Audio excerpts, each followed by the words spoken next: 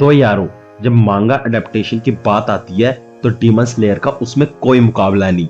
As demon slayer के anime ने उसकी मांगा को बिल्कुल परफेक्टली अडेप्ट किया है, बट स्टिल डीमन स्लेयर के मांगा एंड एनिमे में बहुत से डिफरेंसेस भी है।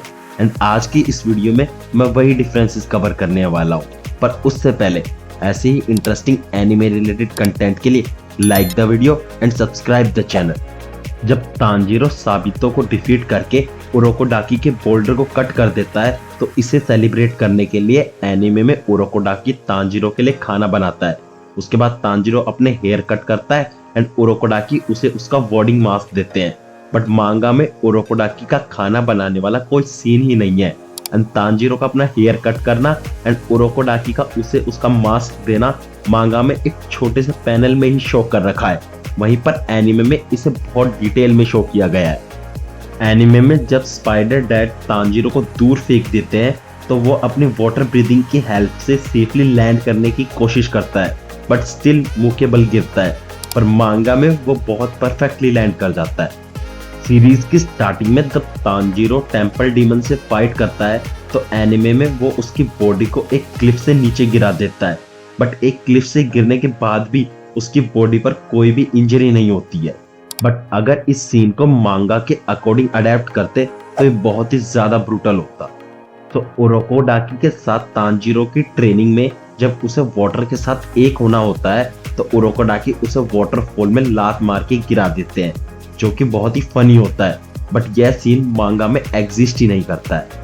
तांजीरो एंड हैंड डीमन की फाइट में एनिमे में हमें हैंड डीमन एंड उरोकोडाकी की फाइट के एक फ्लैशबैक शो होता है, बट मांगा में ये फ्लैशबैक भी एग्जिस्ट नहीं करता। ऑल्सो हैंड डीमन को जब पता चलता है कि वो ऑलरेडी टाइशो एरा में है तो मांगा में वो सिर्फ उरोकोडाकी को कर्स देता है एंड उसे कोसता है, पर एनिमे में वो खुद के हैंड से ही खुद ही को स्क्रैच करके इंजर्ड भी कर लेता है।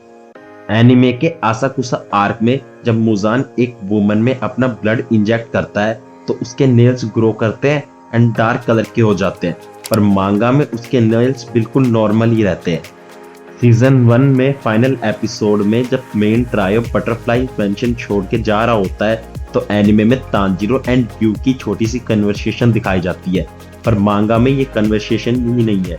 Instead Tanjiro, Inosuke and Zenitsu butterfly mansion की गर्ल्स को बाय बोल के सीधा ट्रेन स्टेशन पे अपेयर होते हैं। आसाकुसा में ही जब तांजीरो एंड नेजुको लेडी टमायो की हिडन क्लिनिक में जाते हैं तो एनिमे में वो एक फेक वॉल से पास होते हैं, बट मांगा में वो डायरेक्टली टमायो के क्लिनिक पहुंच जाते हैं।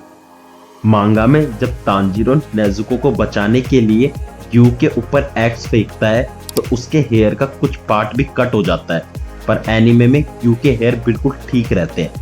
सो फाइनल सिलेक्शन में एनिमे में गैन्या जब कगाया की डॉटर्स के बाल पकड़ के खींचता है तो ज्यादा कुछ नहीं होता है, पर मांगा में इसके कारण उनके मुंह से खून भी आ जाता है।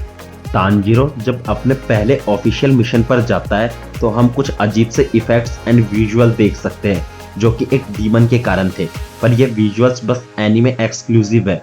एज मांगा में ये बस टेक्स्ट से ही एक्सप्लेन किए गए हैं। दोनों मांगा एंड एनिमे के सारे कैरेक्टर्स ने पहले से ही इस चैनल को सब्सक्राइब कर रखा है एंड तुम्हें भी कर लेना चाहिए ताकि तुम आगे आने वाले ऐसे इंटरेस्टिंग एनिमे रिलेटेड कंटेंट को कभी मिस ना कर दो। याहाबा एंड सुसुमारू के अगेंस्ट फाइट के बाद तमायो सुसुमारू की रिस्ट से उसका ब्लड सैंपल लेती है, बट मांगा में वो उसकी किसी ऑर्गन से ब्लड लेती है एंड जहां तक मुझे लगता है यह ऑर्गन सुसुमारू का ब्रेन है। मांगा में जब जेनेत्सु माउंट नाटागुमो पर जाता है तो वो बिल्कुल अकेला होता है, पर एनिमे में चुंटारो हमेशा उसके साथ रहता है एंड स्पाइडर डीमन से फाइट करने के टाइम वो जेनेत्सु के हाउरी में छुप जाता है। एनिमे के एपिसोड 8 में ग्यू एंड शिनोबो की कन्वर्सेशन एंड उनका इंट्रोडक्शन टोटली एनिमे एक्सक्लूसिव है। एज मांगा में शिनोबू सीधा जेनेत्सु के पास अपेयर होती है एंड ग्यू सीधा स्पाइडर डैड के पास। एपिसोड 20 में रू की सिस्टर की बैक स्टोरी भी पूरी एनिमे ओनली कंटेंट है। मांगा में बस इस स्टोरी को थोड़ा सा मेंशन किया हुआ है। मांगा में ना ही हमें यह दिखाते हैं कि कैसे उसकी सिस्टर ने रू की फैमिली को ज्वाइन किया और ना ही ये कि कैसे उसने अपनी ही सिस्टर को बिट्रे किया जो कि वहां से भागने की कोशिश कर रही थी।